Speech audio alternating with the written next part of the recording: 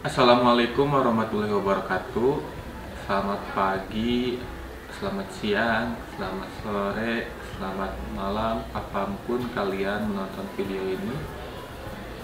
Bertemu lagi dengan mata pelajaran sosiologi. Kali ini kita sudah beranjak ke jenjang kelas 11. Nah, di kelas 11 semester 1 ini kita awali dengan mempelajari materi mengenai kelompok sosial. Dalam materi ini ada 5 tujuan pembelajaran. Nah, teman-teman bisa membacanya sendiri tujuan pembelajaran tersebut.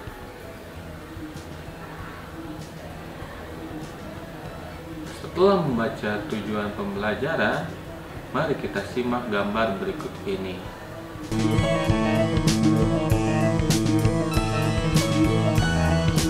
Nah, apakah teman-teman pernah mengikuti lomba tersebut? Betul, itu adalah lomba bakyak. Lomba bakyak terdiri dari 2 orang atau lebih. Lomba bakyak ini memerlukan kerjasama, kecepatan, koordinasi, komunikasi, interaksi antara satu anggota dengan anggota yang lainnya. Dan tentunya lomba bakyak ini harus ada yang namanya sosok leadership atau kepemimpinan, di mana pemimpin di sini berperan untuk mengatur irama agar bakyak yang dipakai dengan kaki yang disangga di atasnya itu bisa satu irama atau satu iringan, misalnya kiri kanan. Nah, dengan adanya sosok pemimpin dalam kelompok bakyak tersebut, diharapkan si bakyak atau kelompok bakyak ini akan lebih cepat sampainya. Nah, lalu apa kaitannya dengan materi kita kali ini? Mari kita saksikan slide berikutnya. Dasar pembentukan kelompok sosial. Manusia adalah makhluk sosial yang tidak bisa hidup sendiri. Oleh karena itu, manusia selalu membutuhkan kelompok sosial. Bisa kita bayangkan, kalau kita hidup sendiri, beraktivitas sendiri, tentunya pasti tidak bisa. Oleh karena itu, manusia disebut dengan makhluk sosial yang tidak bisa hidup sendiri. Kedua, mengenal dan menemukan kesamaan. Kita harus saling mengenal satu sama lain. Misalnya, Syira dan Arif berbeda kelas dan bertemu di kelas sosiologi. Lalu kita berkenalan dan menjadi akrab. Nomor 3, terbentuk ketika individu interaksi sosial. Kemudian salah satu ciri manusia adalah selalu hidup bersama manusia lainnya sejak lahir sampai akhir hayat. Menyadari kesamaan tujuan yang hendak dicapai. Jika kita memiliki perbedaan tujuan, maka kadang-kadang bisa menimbulkan terjadinya konflik sosial. Oleh karena itu, kita harus memiliki tujuan yang sama agar terbentuknya kelompok sosial. Penjelasan berikutnya mengenai dasar dari pembentukan kelompok sosial itu sendiri. Nah, kelompok sosial terbentuk atas dasar ada 5. Yang pertama itu adalah kesamaan kepentingan. Jadi kelompok sosial akan terbentuk apabila kita memiliki kepentingan yang sama. Contohnya, di sekolah ini seluruh siswa khususnya kelas 10 itu masuk ke sama-sama satu kepentingan, yaitu untuk melanjutkan jenjang yang lebih tinggi dari yang sebelumnya, sekolah menengah pertama ke sekolah menengah atas. Kemudian yang kedua adalah atas dasar tempat tinggal. Biasanya suatu kelompok sosial itu memiliki tempat tinggal yang sama. Misalnya kelompok sosial di perumahan Pesona, atau kelompok sosial di perumahan Limbangan Sari, atau kelompok sosial SMA negeri dan swasta di Kabupaten Cianjur. Nah, itu atas dasar tempat tinggal. Kemudian yang ketiga, atas dasar keturunan. Nah, biasanya ini terjadi di masyarakat tradisional, di mana sistem keturunan masih sangat kental. Contohnya itu di Bali masih terdapat sistem kasta, sehingga pemerintahnya diturunkan atas dasar keturunannya itu dari putra para raja atau petinggi kerajaan itu sendiri. Kemudian yang keempat, kelompok sosial itu tersusun atau atas dasar pengalaman. Biasanya orang yang memiliki pengalaman yang sama akan membantu kelompok sosial yang sama pula. Misalnya ada beberapa guru yang memiliki pengalaman untuk menjadi pembicara di salah satu sekolah. Biasanya di guru tersebut membentuk suatu kelompok sosial di mana mereka akan saling mengisi acara satu sama lain. Dan yang terakhir, kelompok sosial itu terbentuk atas dasar ideologi tertentu. Betul, ini di Indonesia kita memiliki ideologi yang sama. Bahkan kalau satu Indonesia kelompok sosialnya luas, memang benar. Meskipun satu negara itu masih tetap disebut kelompok sosial, tetapi dalam lingkup yang sangat luas. Tujuan pembentukan kelompok ada 3. 1 yaitu keinginan untuk meneruskan keturunan, contohnya yaitu seperti perkawinan. 2 memenuhi kebutuhan hidup, contohnya yaitu seperti kegiatan jual beli. 3 memperoleh aktivitas kerja, contohnya yaitu seperti tepat waktu dalam mengumpulkan tugas atau pekerjaan.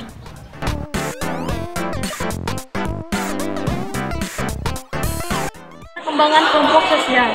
Yang pertama, ada fase forming, yaitu proses pembentukan individu antar individu yang saling memperkenalkan dirinya satu sama lain. Contohnya, awal mula Dinda dengan Natania bertemu dan saling memperkenalkan diri satu sama lain. Kedua adalah fase storming, adanya perbedaan dalam setiap individu. Contohnya, adanya kesalahpahaman antara Dinda dengan Natania mengenai agama satu sama lain. Ketiga adalah proses storming, adanya kesepakatan atau aturan dan kesepakatan bersama. Contohnya, Dinda meneruskan kesalahpahaman antara Natania sehingga Natania dapat mengerti. Yang keempat, ada fase performing.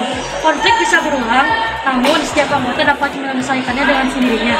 Yang kelima, ada fase enduring, adanya pihak ketiga yang ingin menghindari masalah antara dua belah pihak yang bersangkutan.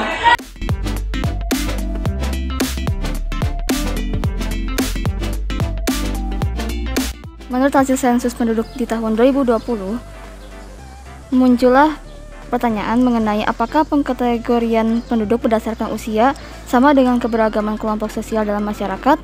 Jawabannya tentu tidak. Kelompok atau grup merupakan 2 atau lebih individu yang dihubungkan oleh dan dalam hubungan sosial.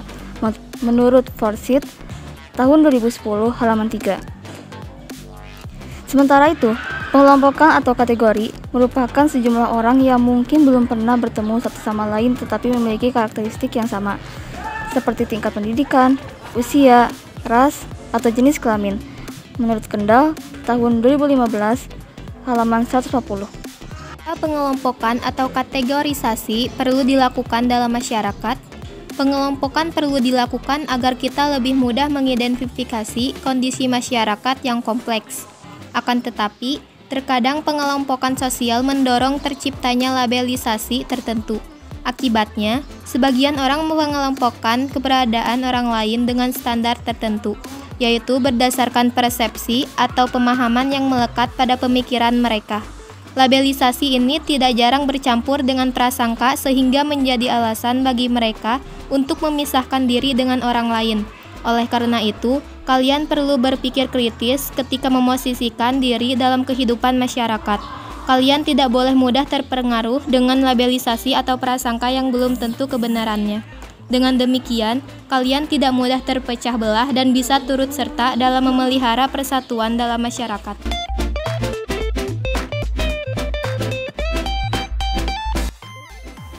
Materi selanjutnya adalah ragam kelompok sosial. Apakah kerumunan termasuk ke dalam kelompok sosial?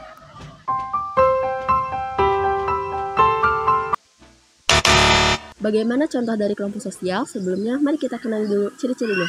Ciri-ciri kelompok sosial yaitu yang pertama, terdiri atas 2 atau lebih individu. Yang kedua yaitu memiliki kesamaan identitas sosial tertentu. Yang ketiga yaitu antar anggota saling mengenal. 4. Interaksi antara anggota terjalin dengan baik. Yang kelima, antara anggota memiliki tujuan bersama yang ingin dicapai. Video berikut adalah contoh dari kelompok sosial.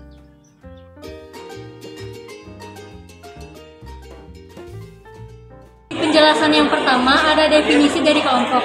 Definisi dari kelompok ini merupakan sekumpulan dari 2 orang atau lebih yang memiliki satu persepsi atau tujuan yang sama dan saling ketergantungan satu sama lain.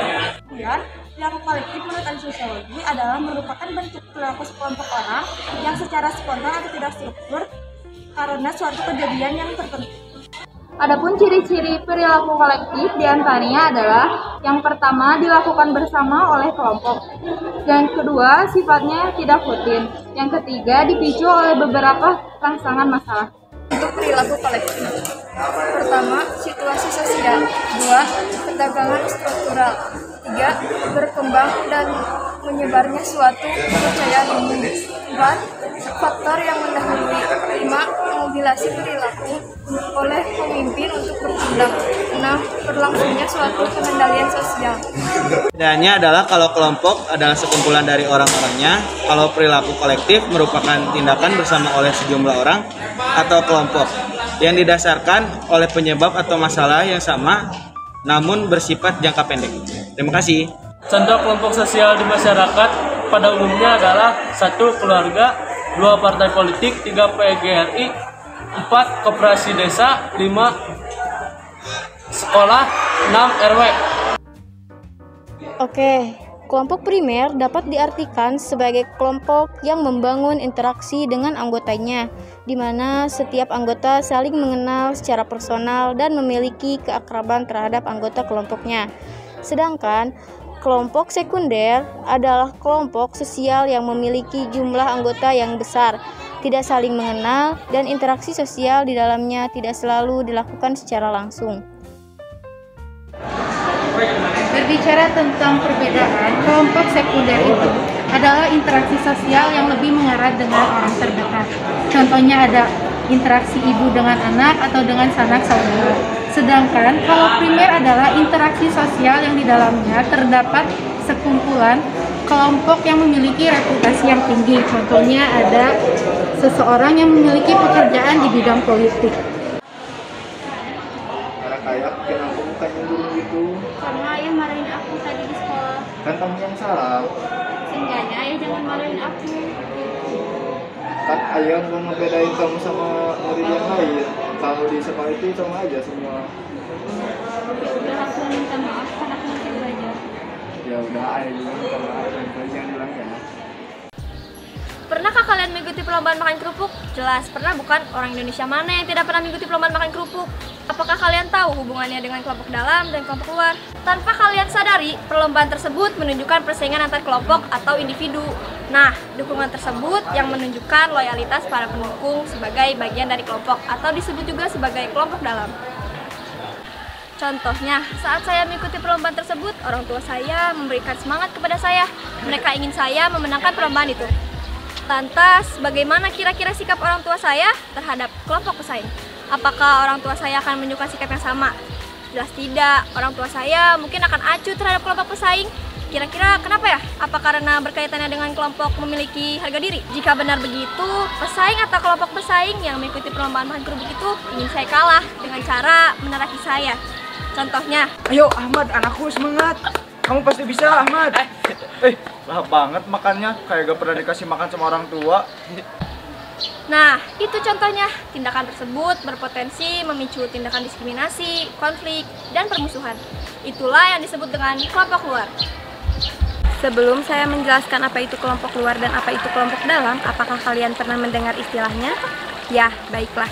Istilah kelompok dalam dan luar ini dicetus oleh William Graham Sumner.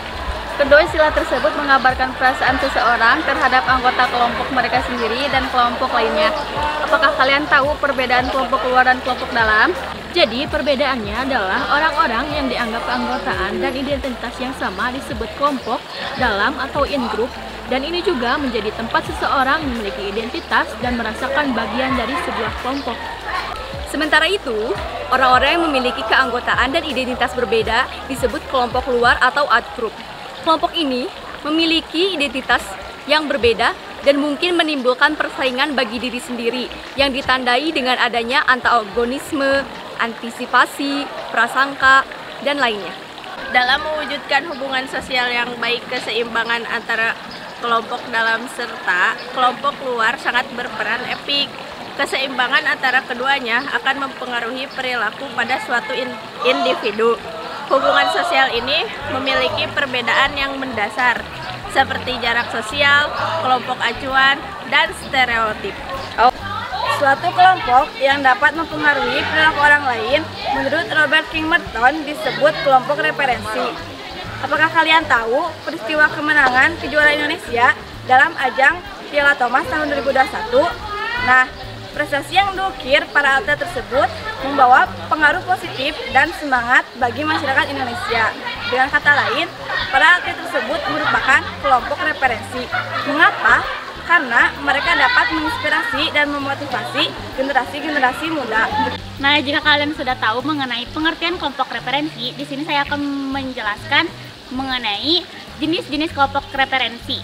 Jenis-jenis kelompok referensi terbagi menjadi 3. Yang pertama, kelompok referensi normatif. Yang kedua, kelompok referensi perbandingan. Yang ketiga, kelompok referensi audiens. Di sini saya akan menjelaskan sedikit mengenai tentang kelompok referensi normatif.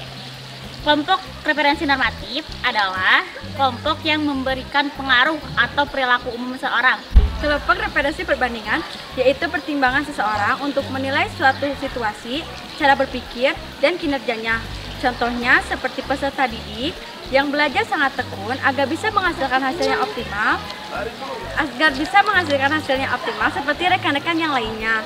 Audiens, kelompok ini pada umumnya seperti mendengar, menonton, dan memberi perhatian kepada orang lain, seperti amanat upacara bendera merah putih.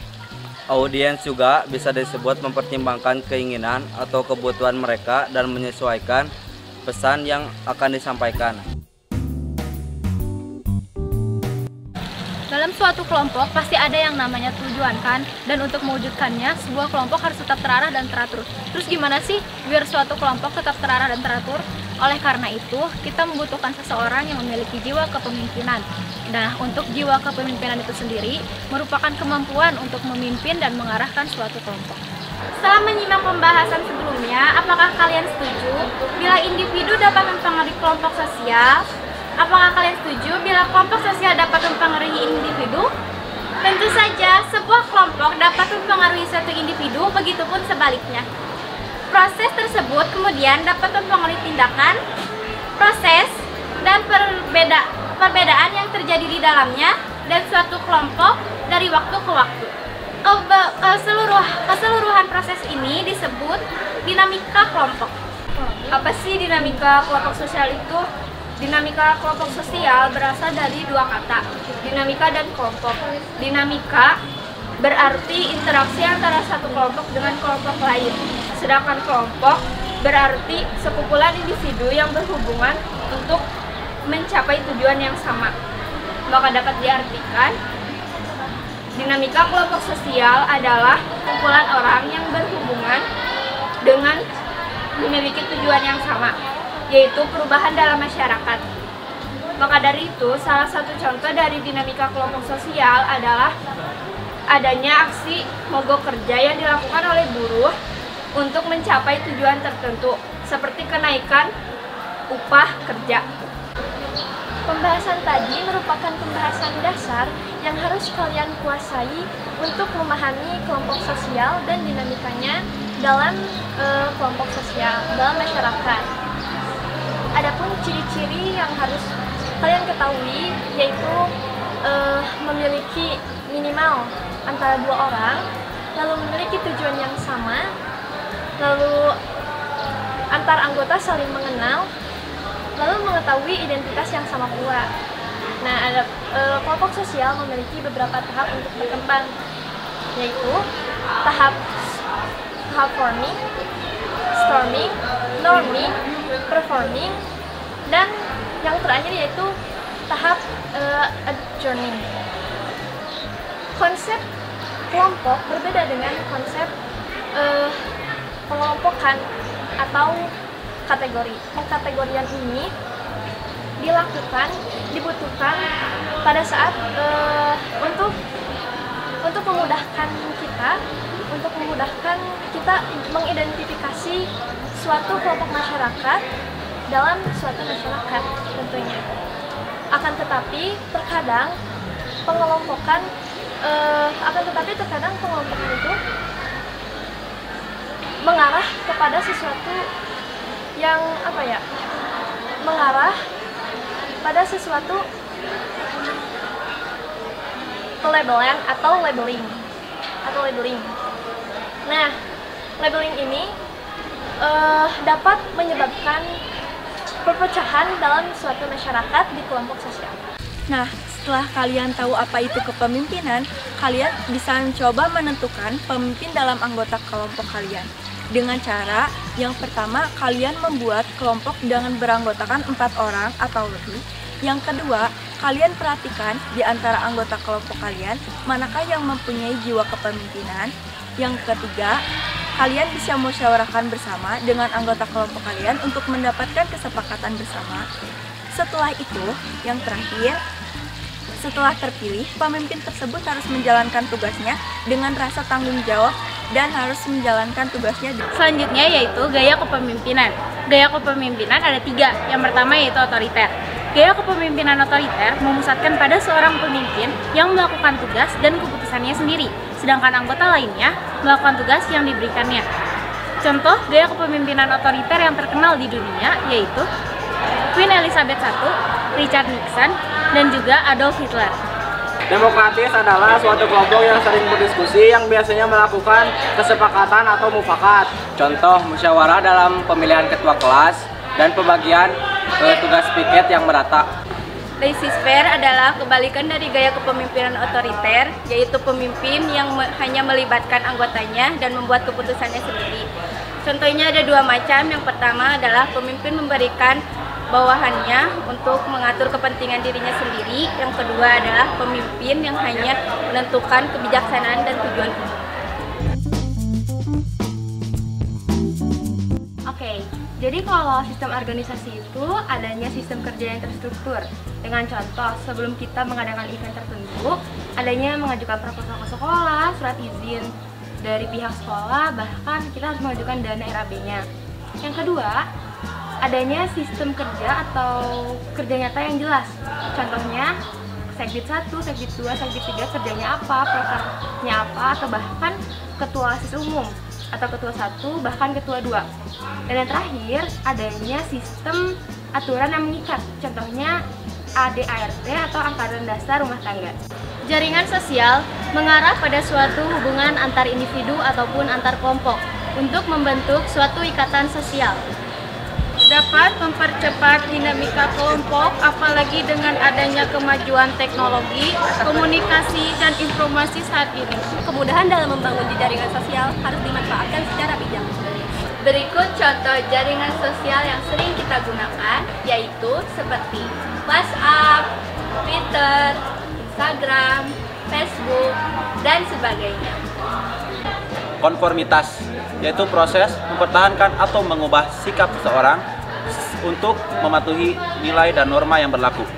Pada kondisi tertentu, seseorang juga bisa mempertahankan sikap pribadinya dan menentang sikap yang diinginkan oleh kelompoknya. Misalnya seperti body shaming atau menghina fisik orang lain. Body shaming juga memiliki standar kecantikan tertentu. Jadi ada beberapa hal yang memengaruhi konformitas. 1. Banyaknya anggota kelompok. Semakin banyaknya individu yang masuk ke dalam suatu afiliasi, akan semakin banyak juga kecenderungan konformitasnya. 2. Pihak yang resisten. Jika ada satu orang yang teguh mempertahankan pendapat mayoritas dengan yang berlawanan, maka level konformitasnya dapat tereduksi. Yang ketiga, ada suasana hati. Akan lebih mungkin terjadi suatu konformitas jika suasana hati seorang sedang baik. Yang keempat, ada penerimaan sosial.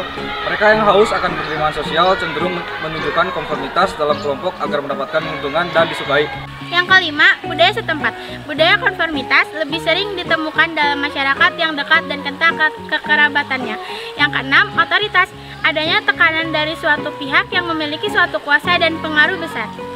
Jadi segitu aja penjelasan mengenai kelompok sosial dari kami. Terima kasih. Wassalamualaikum warahmatullahi wabarakatuh.